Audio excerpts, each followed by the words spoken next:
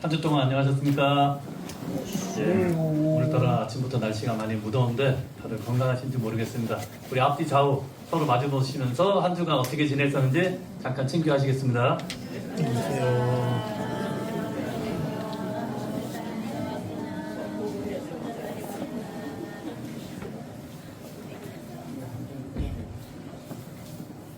예, 충청도 양반이시라 다들 조용하게 하시네요. 예, 먼저 참 부모님 말씀 훈독을 하겠습니다. 말씀 선지 122권 13쪽에 나온 말씀 가운데 일부가 되겠습니다. 여기에서 하늘나라에 들어가는데 제일 문제가 무엇이냐? 나라는 원수가 도사리고 있다는 것입니다. 내가 원수다 이거예요. 지금까지 여러분들이 신앙생활을 하는 데 있어서 기도해오고 열심히 노력해온 전부는 나를 승리하기 위한 것입니다. 완전히 부정해야 돼요. 완전히 부정해야 되겠다고요. 완전 부정. 그래야 사탄이 따라오던 줄이 있다면 그 모든 줄을 완전히 끊어놓는 것입니다. 여러분, 명주실 같은 것이 쭉 세계에 달려 있다고요. 그걸 면도칼 같은 것으로 싹 잘라버려야 되겠다고요. 한 구절 더 훈독하겠습니다. 말씀선지 46권 82쪽 말씀입니다. 우리의 신앙길에서는 자기 주장, 자아관념이 있을 수 없습니다.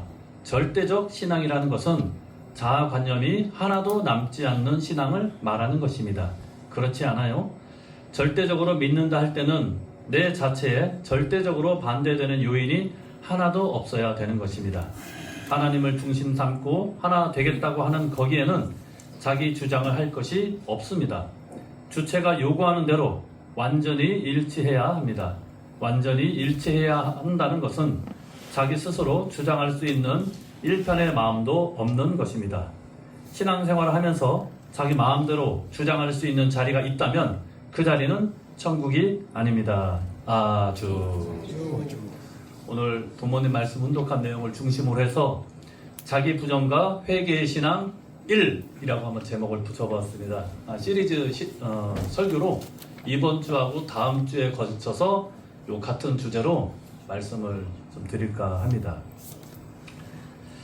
오늘은 이 가운데서 이 자기 부정과 이 회개 크게 두 개의 테마를 가지고 제가 말씀을 드릴 텐데요.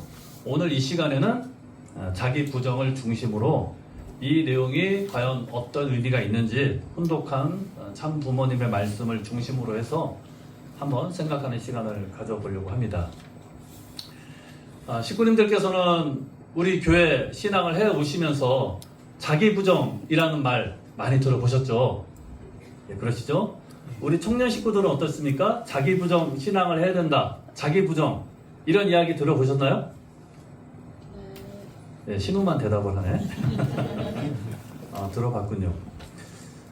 가정연합의 신앙이 무엇이냐라고 정의를 하는 데 있어서 하나의 중요한 항목으로서 우리가 대답할 수 있는 내용이 뭐냐면은 그게 바로 자기 부정이라고 할 수 있겠습니다. 그런데 이 단어를 신앙을 하지 않는 보통 사람, 일반 사람들에게 이 자기 부정 신앙에 대해서 이야기를 하게 된다면은 그 신앙을 하지 않는 일반 사람들은 이 말을 이해하려고 할까요? 어떻습니까? 벌써 어감 자체가 부정적인 용어잖아요. 자기 부정. 혹시 식구님들 중에서 이 자기 부정에 대해서 일반 사람들하고 대화를 나누었던 그런 경험이 있으신지 모르겠습니다. 그런 경험들이 있으신가요? 혹시 어떤 경험을 하셨는지 잠깐 이야기해볼 식구님들이 좀 있으실까요? 네, 이렇게 물어보면 잘 대답하기 어려우시죠? 네, 부담되니까. 네. 지금 현대사회를 살아가는 데 있어서 사람들의 삶의 태도 중에 가장 소중히 여기는 것은 뭐냐면요, 나의 가치를 소중히 여기는 그런 것에 많이 집중하고 매몰되어 있습니다. 그러니까 오늘 제가 말씀드리고자 하는 내용하고는 정반대의 개념이라고 할 수 있겠죠. 가정연합신앙은 자기 부정을 이야기하는데 세상은 오히려 자기 자신을 좀 긍정하고 나의 가치를 어떻게 하면 세상에 잘 드러내고 알리고 높일 것인가, 이것에 대해서 상당히 중요하게 여기고 소중히 여기는 그런 마음가짐들을 지금 세상을 살아가고 있는 현대인들은 다들 추구하고 있습니다. 그러니까 어떻습니까? 특히 우리 여성분들, 우리 권사님들, 또 우리 집사님들 평소보다 일요일 날은 더 화장에 더 신경 쓰시죠? 옷차림 하나도 더 신경 쓰시죠? 왜 신경 쓰실까요? 예, 기왕지사, 기왕이면 다홍치마라고 이쁜 모습 보여야 되잖아요. 그렇죠? 그 다음에 우리 장로님들도, 집사님들도, 우리 남자 식구님들도 그냥 오시나요? 평상시보다 좀 이렇게 복장 한 번 더 신경을 쓰시고. 아까 우리 이찬일 장로님 잠깐 오셨는데 저는 어디 하와이에서 이게 여행 갔다 오신 걸로 착하게 될 정도로 아주 여름을 만끽할 수 있는 게 복장을 하셨더라고요. 예, 평소보다 더 이게 신경을 씁니다. 외모라든지 우리 식구들도 그렇잖아요. 예. 그 나의 이 가치를 드러내기 위한 첫 번째가 외모니까, 보여지는 부분이니까 이 외모라든지 또 나의 이 이미지를 좋게 보이기 위해서 상당히 많은 시간과 노력을 또 투입을 하고 있는 것이 현대사회를 살아가고 있는 사람들입니다. 한마디로 자기 긍정의 극치를 보여주는 그런 세태가 오늘날 우리들의 세상 사람들의 모습이 아닐까 생각을 합니다. 이렇게 자기 자신의 모습을 이게 긍정화함으로써 자기의 가치를 세상 사람들에게 더 드러내고 알리고 높이려고 하는 것이 현대인들에게 자아상입니다. 그런데 우리 가정 여러분 어떻습니까? 지금도 자기 부정하라는 이야기 많이 하잖아요. 세상과는 좀 반대되는 이야기를 하게 됩니다. 그래서 이단 소리 듣는지는 모르겠어요. 이게 자기 부정이라는 이 단어만 놓고 상식적으로 생각을 해본다면은 자기 자신을 부정하라는 얘기잖아요. 이게 세상 사람들이 이해를 할까요?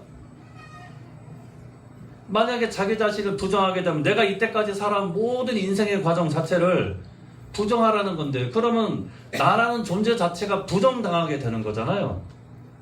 이런 이야기를 처음 전하게 되고 접하게 된다면 세상이 그런 우리들의 이 용어를 이해할 수 있을 것인가? 이해하기 어려울 것입니다. 그런데 오늘 훈독한 본문의 말씀을 중심으로 해서 이 자기 부정이라는 이 용어 가운데 담겨있는 이 참뜻이랄까요? 그 의미를 정확하게 이해하는 것만으로도 우리가 신앙생활을 하는 데 있어서 정말 중요한 내용으로 작용을 할 수 있을 거기 때문에 다시 한번, 식구님들도 다 아시는 내용일 수 있겠지만은 자기 부정에 대한 의미를 한번 생각을 해보게 되겠습니다. 네, 참부모님 말씀 첫 번째, 하늘나라에 들어가는 데 있어서 제일 문제가 무엇이냐? 나라는 원수가 도사리고 있다. 결국 내가 문제라는 거잖아요. 그렇다면 여기서 말하는 나라는 것은 무엇을 의미하는 것일까? 내가 원수고 내가 문제면은, 그래서 자기를 부정하게 되면 나 자신을 부정해야 된다는 걸까요? 식구님들은 지금까지 살아온 인생 부정하고 싶으세요? 어떠세요? 막상 이렇게 물어보면요, 부정하고 싶지가 않아요. 아니, 부정하면 내 존재 자체가 의미가 없게 되는 거잖아요. 부모님의 말씀을 그냥 용어 자체로만 이해하려고 그러면은 이게 좀 뭐랄까 받아들이기 선뜻 어려운 그런 느낌이 있을 수 있습니다. 여기에 담겨있는 진짜 의미를 우리가 좀 더 심정적으로 한번 생각을 해봐야 되겠습니다. 여기서 말하는 나는 무엇이냐? 결과적으로 이야기하면 타락한 이후에 타락성을 지닌 나의 모습인 거지 창조 본연의 나의 모습은 아닐 것입니다. 참 부모님께서도 가장 문제가 나라는 것을 문제 삼는데, 여기에서 말하는 나는 타락 이후에 타락성을 지닌 내가 문제라는 것을 참 부모님께서는 우리들에게 말씀을 해주고 싶으신 것입니다. 타락 이후에 나의 모습은 어떨 것인가? 인간 시조가 타락한 그 과정을 살펴봄으로써 이해할 수가 있습니다. 나라는 존재는요, 어떻게 보면 상당히 이기적이고 개인적인 생각을 갖고 있는 존재입니다. 그렇잖아요. 우리 육신 자체는 나의 어떤 건강과 생활을 도모하기 위해서 나를 보호하는 데 힘쓰는 본능적인 부분이 있잖아요. 그러니까 졸리면은 자고 싶고, 앉으면 눕고 싶고, 그렇잖아요. 배고프면 먹고 싶고. 아이들이 그런 감정에 솔직하죠? 그렇기 때문에 아이들이 순수하다고도 이야기하지만 때로는 성악성을 주장하는 사람들은 사람은 태어나면서부터 악한 모습을 갖고 있다. 애기들 모습을 봐라. 자기의 감정에 본능에 충실하기 때문에 악한 모습을 보이지 않느냐. 이기적이고 개인적인 모습. 애기들, 엄마 아빠들 이제 자녀들 키울 때 생각해 보시면은 마트나 어디 가게 같은 데 가면 그냥 가나요? 애들이 이거 사다가 저거 사다가 떼쓰면 참 방법이 없죠. 그 아이들 모습 볼 때 부정적인 마음 들 수도 있잖아요. 그런 이기적이고 개인적인 모습을 자연스럽게 표출하는 것이 또 아기들의 모습인데, 타락한 이후에 우리들의 모습 가운데는 이렇게 자기 자신만을 생각하고자 하는 이기적인 욕망이 있게 됩니다. 타락 이후의 모습은 어떻게 됐을까요? 하나님의 심정을 완전히 유린하는 모습으로 살아가게 되었습니다. 그렇기 때문에 타락 직후에 하늘 부모님께서 아담을 찾습니다. 아담아, 네가 어디에 있느냐? 이렇게 물으시거든요. 그러니까 아담이 하나님이 찾는 것을 두려워해가지고 나무 뒤에 숨었다고 성경이 기록하고 있잖아요. 근데 한번 생각을 해보십시오. 하나님이 정말 아담이 어디에 있는지 몰라서 물으셨을까요? 전지전능하신 하나님이 아담이 어디 있는지 마음만 먹고 찾으려고 하면 얼마든지 찾을 수 있는데, 아담이 어디 있는지를 몰라서 하나님이 물으셨을까요? 여기서 말하는 게 뭘까요? 아담아, 네가 왜 어디 있느냐?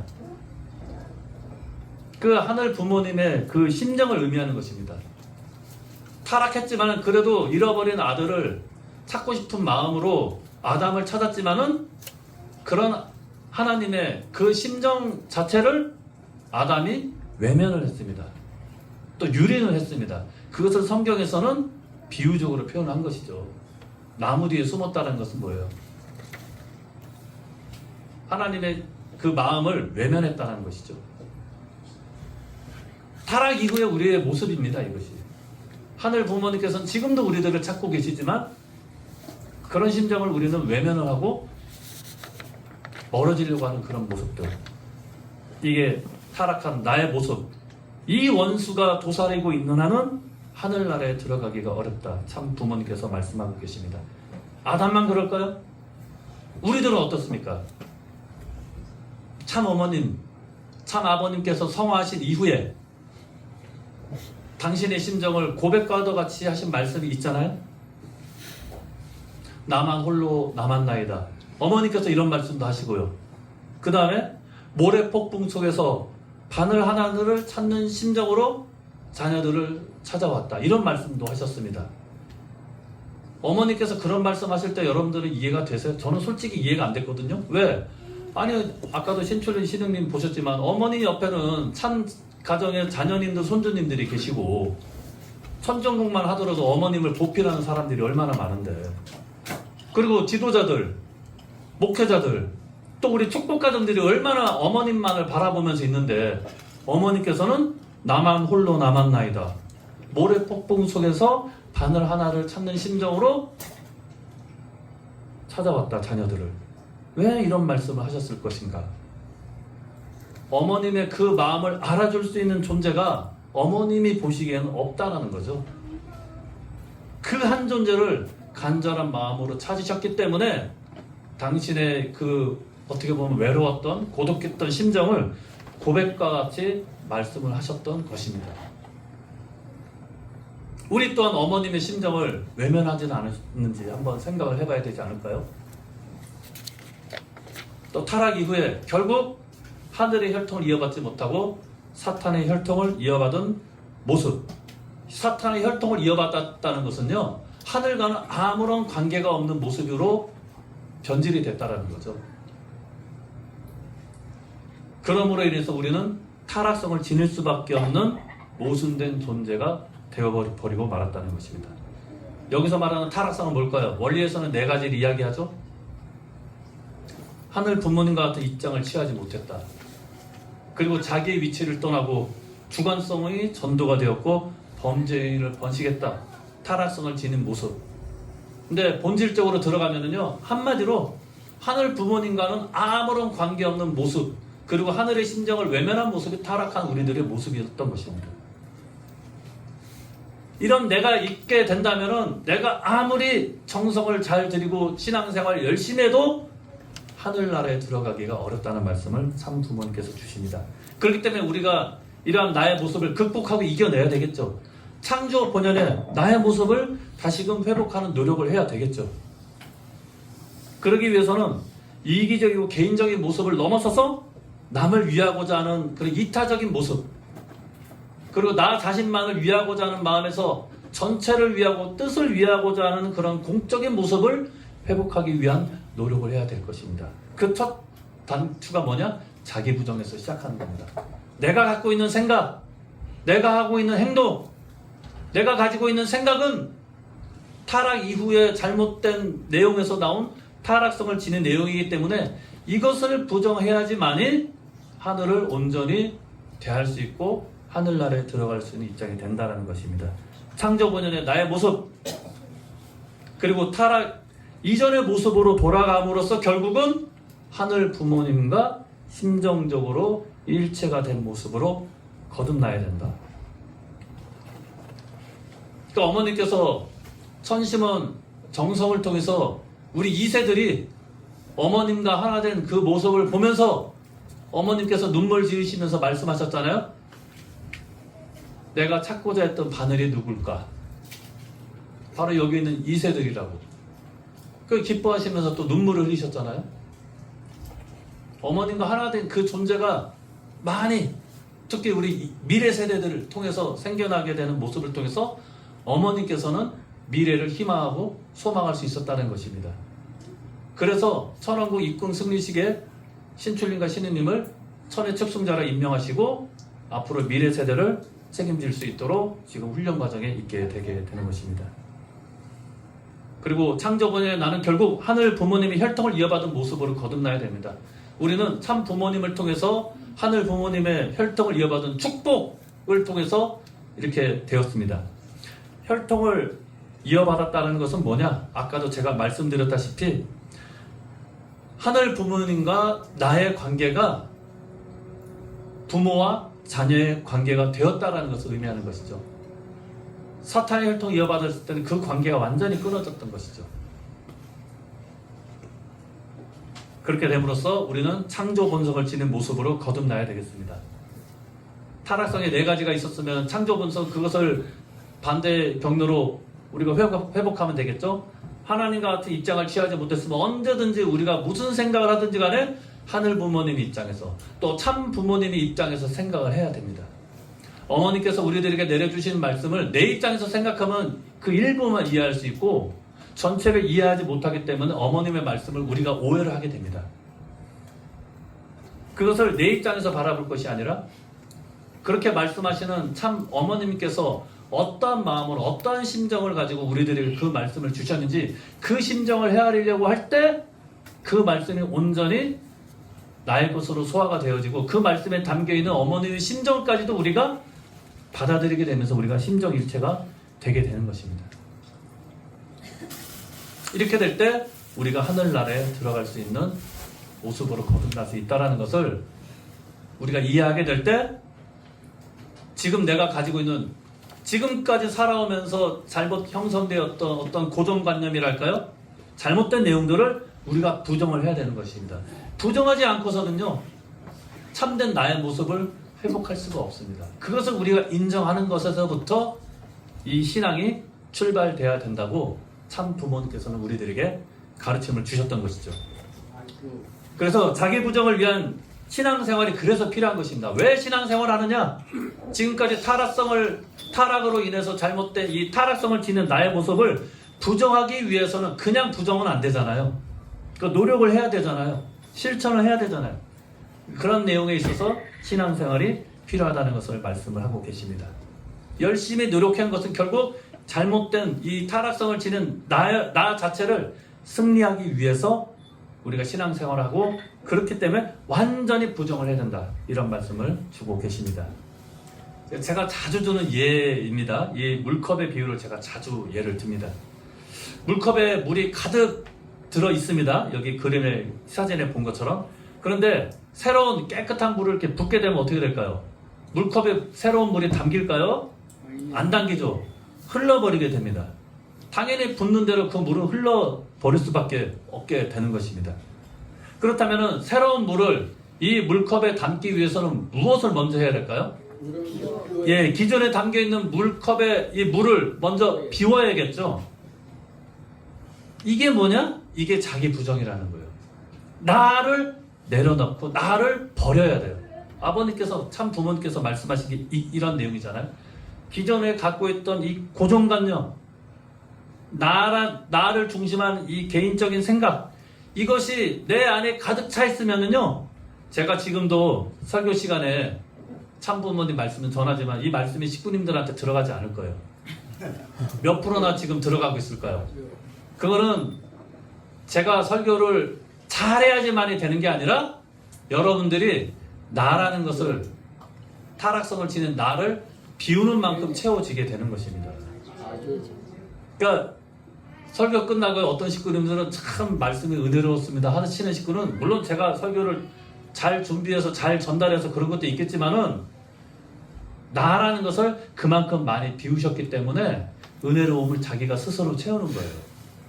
자, 우리 식구님들 모두가 나 자신을 완전히 비움으로써 새로운 이 진리의 말씀, 그 안에 담겨있는 하늘 부모님과 참 부모님의 심정을 가득 이 마음속 깊이 간직하시면서 한 주를 또 생활하시는 우리 충주대교의 모든 식구님들이 되기를 간절한 마음으로 기원드리겠습니다. 자, 이런 대표적인 인물이 성경에도 있어요. 누구냐? 세례 요한. 예수님 당시에 세례 요한이 어떤 존재였습니까? 명문 가정의 대제사장 사가랴 가정의 아들이잖아요. 귀한 아들. 그리고 이 귀한 명문가의 가정의 아들로 태어난 이 세례 요한은 저 광야에서 빛나는 수도 생활을 했습니다. 그런 모습을 바라본 이스라엘 민족이, 야, 세례 요한이 성경에서 이야기하는 오시마하는 그 주님이 아닐까? 라고 착각을 할 정도로 세례 요한에 대한 이 상당한 존경과 신뢰감을 갖고 있었던 것입니다. 세례 요한도 빛나는 수도 생활을 통해서 하늘의 성령이 임재하실 때는 예수님을, 지금 이게 세례를 주는 거잖아요. 말 그대로 세례를 주고 축복을 하시면서 예수님을 증거로 했습니다. 메시아로서. 그런데 성령 역사가 끝나고 인간 세례 요한으로 돌아가면서 어떻게 됐습니까? 예수님을 끝까지 지키고 모시고 받들었습니까? 아니었죠. 그 이후에는 예수님을 부정하는 언행을 너무나 많이 했습니다. 그렇게 불신함으로 인하여서 예수님은 메시아로서의 길을 가기가 어렵게 되었습니다. 세례 요한이 만약에 모든 존경을 한 몸에 받는 세례 요한이 예수님과 하나가 돼서 예수님만 모셨더라면은 예수님은 메시아로서의 사명과 책임을 다 하셨을 수도 있을 것입니다. 그 결정적인 역할을 세례 요한이 했어야 되는데, 인간 세례 요한으로 들어가면서 나라는 자기 생각이 가득 참으로 인해서 예수님을 바라볼 때도 인간적인 모습으로만 바라봤다는 거죠. 세례 요한과 예수님의 관계가 어떻습니까? 성경에는 나오지 않았지만 이것도 참 부모님께서 밝혀주셨죠. 배다른 형제잖아요. 배다른 형제, 이복 동생. 근데 예수님은 이름도 없는 목수의 아들로 저 마국간에서 초라하게 태어났는데, 저는 예수라는 보잘것없는, 그렇게 보이던 내 동생이 메시아라고? 난 받아들이기가 어려워. 그런 마음 갖고 있지 않았을까, 인간적으로? 그런 마음으로 인해서 예수님을 인간적인 눈으로 보니까 예수님을 외면하고 싶고 부정하고 싶었을 밖에 없었을 것입니다. 그러므로 인해서 예수님이 메시아 사명을 못하고 세례 요한의 입장으로 떨어져서 세례 요한이 책임하지 못한 내용까지 책임지시면서까지도 예수님께서는 메시아의 길을 걸어가시려고 노력을 하셨습니다. 그랬던 세례 요한의 최후가 어떻게 됐을까요? 비참한 죽음을 당했습니다. 그때 당시에 헤롯 왕에게 세례 요한이 하여튼 자기 생각을 거침없이 많이 이야기를 하나 봐요. 헤롯 왕이 잘못하고 있는 것을 막 지적을 하니까 헤롯 왕이 감옥에 세례 요한을 가둬버렸거든요. 헤롯 왕이 생일이 되었습니다. 딸한테 내가 어떤 소원이든지 너한테 생일 선물로 소원 하나를 들어줄게. 그때 헤롯 왕의 딸이 헤롯 왕한테 이야기한 게 뭐냐면 세례 요한의 목을 주십시오. 그날로 바로 죽임을 당했어요. 자기 부정을 하지 못한 그 최후였죠. 결과적으로. 그 값없는 그런 죽음을 당해버렸고, 예수님께서는 메시아의 사명을 하시기가 어렵게 만든 그 주요한 요인 중에 하나가 뭐냐면은 결국은 인간적인 마음으로 예수님을 바라보고 자기가 갖고 있던 그 생각을 부정하지 못한 데서부터 이런 어려움이 초래가 됐고 자신의 최후도 비참하게 맞이할 수밖에 없었다는 것입니다. 오늘날 우리들의 신앙 자세 어떨까요? 아까도 어머니 말씀 제가 드렸지만은 어머니께서 참 아버님 성화 이후에 갑작스럽게 독생녀에 대해서 말씀을 선포하시기 시작하셨습니다. 그 말씀 이해가 되셨던가요? 식구님들 처음 독생녀에 대한 말씀을 접했을 때 솔직히 저도 이해를 못했거든요. 이때까지 없던 새로운 개념을 이제 말씀을 하시니까 처음에는 그게 이해가 되지도 않았고요. 그 받아들이기도 어려운 인간적인 그런 생각도 좀 들었습니다. 어떤 식구님들은요 저한테 어머님 제발 독생녀 얘기 좀 그만했으면 좋겠습니다. 똑같은 말씀을 앵무새가 되풀이하듯이 같은 말씀 계속 되풀이하셨거든요. 공식석상에서 말씀하실 때마다. 기원절 이후에 지상에서 천일국의 정착과 안착을 열어가시는 존재가 어떤 존재니까 참 아버님 성화 이후에는 어머니는 중심으로 그러한 시대를 열어갈 수밖에 없잖아요. 그렇게 된다면 우리는 누구를 절대적으로 믿고 모시고 나갔어야 되느냐? 어머님을 믿고 모시고 나갔어야 되는 건데 우리가 그런 어머님의 언행에 대해서 함부로 재단하고 불평과 불만을 늘어놓았던 것입니다. 어머님을 외롭고 힘들게 만들었던 죄인이 되어버렸습니다. 우리가 지금까지 우리가 뜻길을 따라오면서 참 고생도 많이 하고 수고도 많이 했지만 동시에 우리가 아직은 완성된 존재가 아니다 보니까 나 자신도 모르게 내가 원치 않았음에도 불구하고 나에게 형성된 어떤 잘못된 고정관념이랄까요?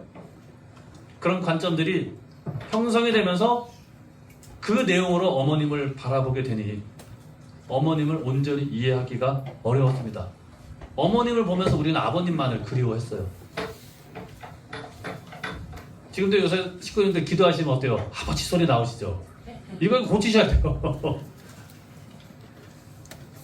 옆에서 어머님 듣고 있으면 어머니 기분 좋으시겠어요? 아닌 말로? 아버지 했으면 어머니도 해야죠. 아니면 부모님 하든지. 과거에 우리가 형성된 저도 성학생 때 어렸을 때 아버지 기도했거든요. 근데 이거 바꿔야겠더라고요. 내가 생각을 달리 해야겠더라고요. 아버지를 그리워하는 마음으로 어머님을 모시고자 하는 마음으로 나갔어야 되는데 우리는 아버님만을 그리워했어요. 그럼으로 인해서 어머님을 외롭게 힘들게 만들었습니다. 그런 내 생각, 내 관념을 내려놓아야 돼요. 부정을 해야 돼요. 그래야지만 천일국 시대는 어머님과 절대적으로 하나 돼서 나갈 수 있습니다. 식구님들 마음 가운데 아직도 어머님의 그 말씀을 온전히 이해하시기가 어려운 부분도 있으시죠? 솔직히 저도 100%다 이해하는 건 아니에요. 하지만 심정적으로 어머니께서 그런 말씀을 우리들에게 주신 것은 분명한 이유와 목적이 있을 것이라 생각하기 때문에 심정적으로 그걸 받아들이기 위해서 노력을 하다 보면은 나도 모르게 큰 깨우침이 있게 되고 울림이 있게 됩니다. 아, 이래서 어머니께서 우리들에게 이런 말씀을 주셨구나. 천일국 시대에 살아가는 천일국 백성 주인으로서 우리들의 모습은 어머님과 절대적으로 하나가 되어야 됩니다. 보이는 어머님도 우리가 모시지 못하고 하나가 되지 못했는데 천사이신 아버님과 우리가 하나가 되겠다고요? 이건 모순이에요, 모순. 이건 잘못된 거. 아버님께서도 그거는 원하지 않으실 거예요. 아버님을 그리워했던 그 심정 이상으로 지상의 어머님을 더 이상 우리가 외롭게 해드려서는 안 됩니다.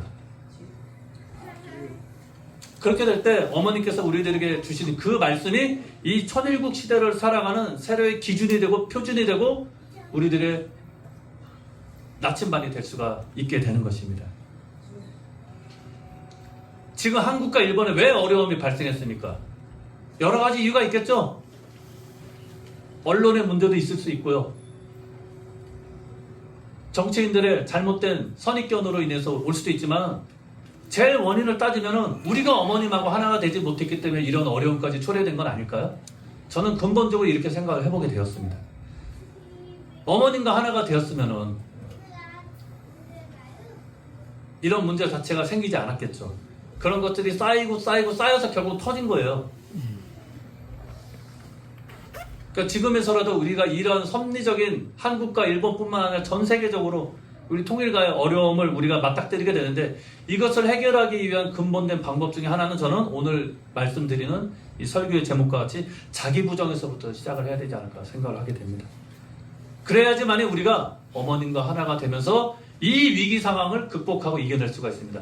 아무리 세상이 우리를 쥐고 흔들어도요, 우리가 어머님을 중심으로 하나를 똘똘 뭉치고 심정일체를 이루면은요 다 지나가게 되어 있어요.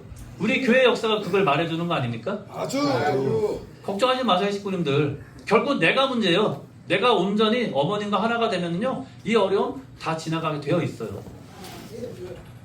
그런 확신을 갖고 살아갈 수 있는 그런 부분에 있어서 가장 중요한 것이 뭐냐? 자기 부정을 해야 되는 것입니다. 일단 어머님 말씀 들을 때 뭔가 이게 석연치가 않고 이해가 되지 않는다? 나부터 의심해야 돼요. 나부터 부정을 해야 됩니다. 그럴 때 자기 부정을 통해서 참된 창조 본연의 하나님께서 우리 인간들에게 바라시는 그런 모습을 내가 찾을 수 있고 회복할 수가 있게 되는 것입니다. 그런 구체적인 방법이 뭘까요? 그게 다음 주에 제가 드릴 회개입니다. 회개. 회개의 진정한 의미가 있어요. 식구님들이 알고 있는 회개, 뭐 잘못을 용서 구하는 게 회개죠. 우리가 상식적으로. 근데 아버님, 참 부모님께서 말씀하시는 회개의 내용 그게 아닙니다.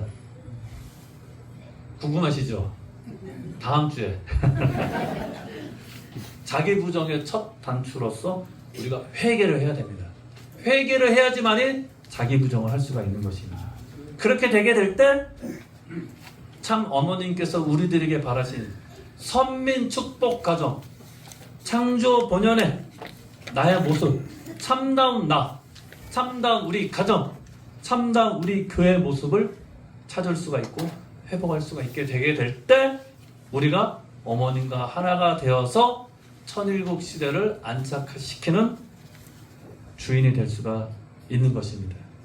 그런 모습으로 책임을 다하기를 어머니께서는 지금 이 시간도 우리들을 바라보시면서 학수고대하고 계십니다. 그럼 나의 모습이 되겠다고 각오와 결의를 새롭게 할 수 있는 한 주가 이제 6월 마무리 짓고 7월 한 달을 잘 맞이할 수 있는 우리 충주대교의 모든 식구님들이 되기를 바라면서 자기 부정과 회개의 신앙 첫 번째 말씀을 마무리하겠습니다. 잠깐 보고 올리겠습니다. 존귀합시 하늘 부모님, 사랑하는 천진 참 부모님, 6월 한 달을 지켜주심을 감사드립니다. 오늘 자기 부정과 회개의 신앙 첫 번째 말씀으로 자기 부정에 대해서 참 부모님 말씀을 중심으로 생각해보는 시간이 되었습니다. 당신과 온전히 하나가 되고 싶은 우리들의 마음이 있었지만 나도 모르는 새에 자기를 중심한 그런 생각으로 하늘 부모님과 참 부모님의 그 심정을 외면하는 과오를 저희들이 저질러 왔습니다. 그런 저희들을 탓하지 아니하시고 천일국의 백성으로 축복을 해주시고 더 나아가서 천일국 정착과 안착을 할 수 있는 천일국의 주인으로서 세워주시고 신통일 한국 시대를 맞이할 수 있는 선민 축복 가정으로서 귀한 사명과 축복을 주셨사오니 그 심정과 그 사랑 앞에 저희들 감사함의 마음을 갖고 참 어머님을 따르고 오시는 효정의 자녀가 되어야 되겠습니다. 지금까지 어머님을 바라보게 될 때 너무나 편협되고 부정적인 시각으로 어머님을 대했다면 그러한 나 자신을 이제는 내려놓고 부정함으로써 어머님과 하나가 되고 어머님과 하나가 될 때 천상의 참 아버님께서도 저희들과 하나가 되셔서 역사를 하시게 되고 그렇게 지상과 천상이 하나가 되어서 역사하게 될 때 하늘의 뜻은 기필코 참 어머님 제세시에 이루어질 수 있다는 확신을 어머님께서는 갖고 있사오니 저희들도 그런 심정에 하나가 되어서 그러한 확신을 갖고 한 주간에 또 새로운 한 달을 살아갈 수 있는 우리 충주대교의 식구님들이 되기를 간절히 바라면서 이 모든 말씀 홀리마다 하늘 모신 축복가정 조형의 이름으로 감사기도 드렸사옵나이다. 아멘.